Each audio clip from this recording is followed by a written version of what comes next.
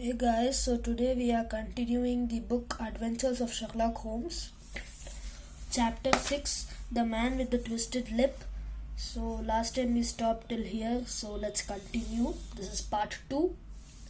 So let's start. I am wondering what I shall say to this woman when we arrive. I don't have any answers for her. Sherlock, I think you are forgetting that you haven't told me anything about the case yet. I replied.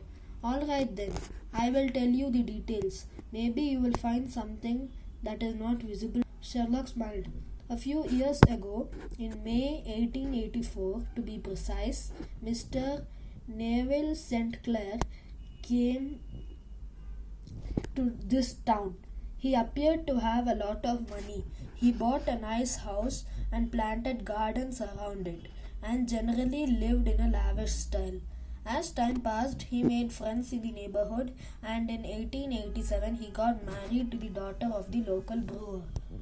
He now has two beautiful children with that woman. He had no specific occupation, but he had interest in several companies. He went to town every morning and like clockwork returned home by 5:14 p.m. from Cannon Street every night.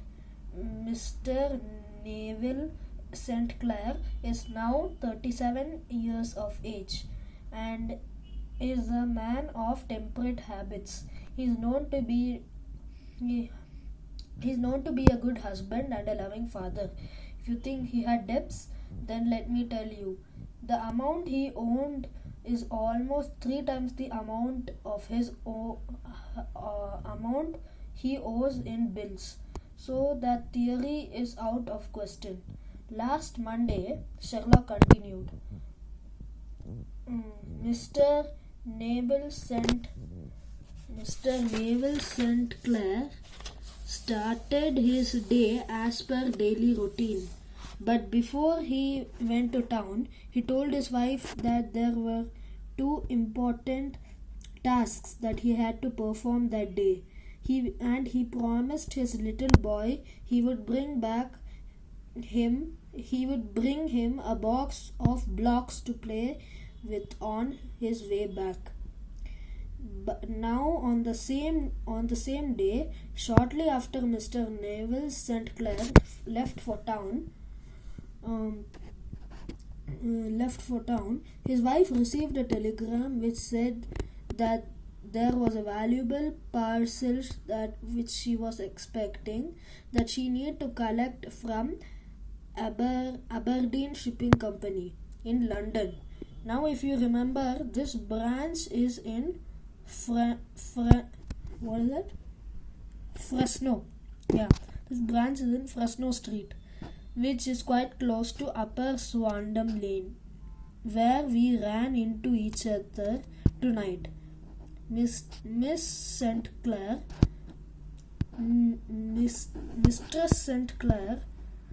left for the city for lunch, collected her parcel from the company's office, and was walking past the opium den at exactly 3:35 p.m.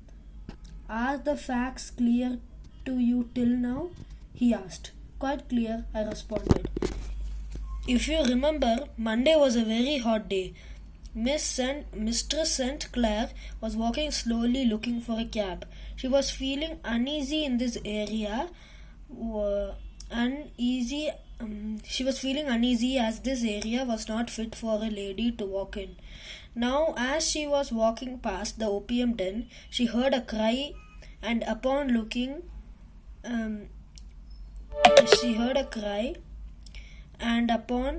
up, saw her husband waving as if beckoning from the second floor window. She says that she remembers his face, quite looking agitated. Then, as if pulled by an irresistible force, he vanished. She noticed that although he was wearing the same dark coat, he did not. This was the man waving to her. He did not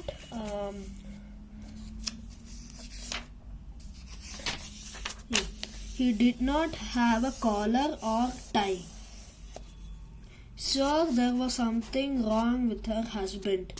She rushed inside the opium den only to be thrown back out by the manager. Thankfully, she found some constables and with their help was able to make way to the window she had last seen her husband in. But the only person there was a cripple who refused to see them, who refused to have seen the man. Both the cripple and the manager insisted that there was no one else in that room. Mistress St. Clair, however, found the box of blocks there, which her husband has promised he would bring for their son.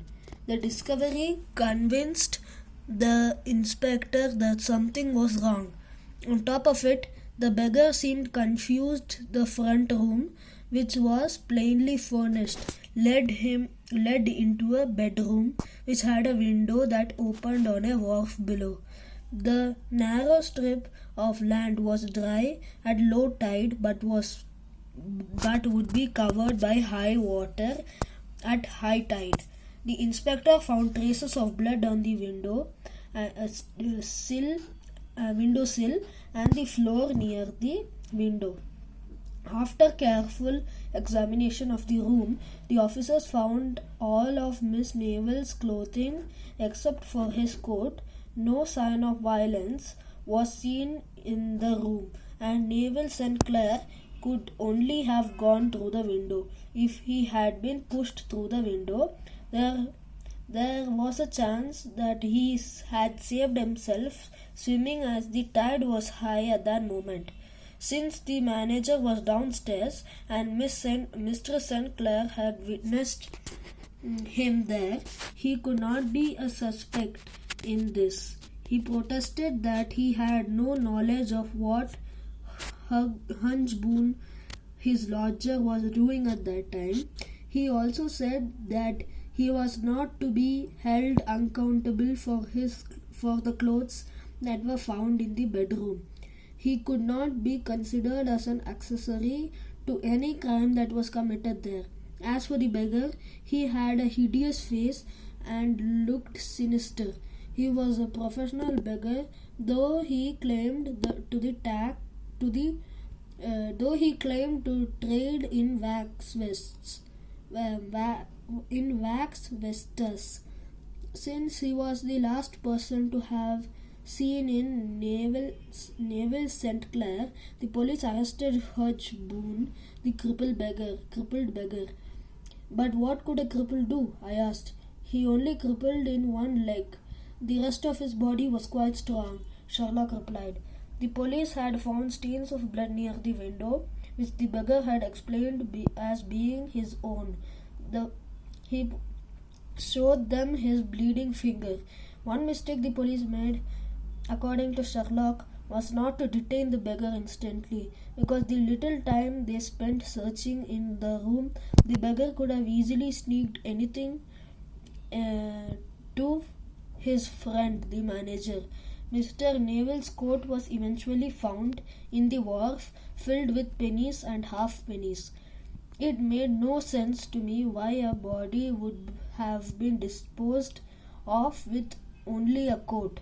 Sherlock explained that the beggar must have been in an act of throwing the clothes when he realized the cloth would not sink, and hence filled it with pennies so that it would sink, but did not have enough time to dispose all the clothes as the police arrived. So that's it for this part 2 of The Man with the Twisted Lip, chapter 6, from the book Adventures of Sherlock Holmes. So let's continue this book and the chapter in the next part. See you in the next video. Bye.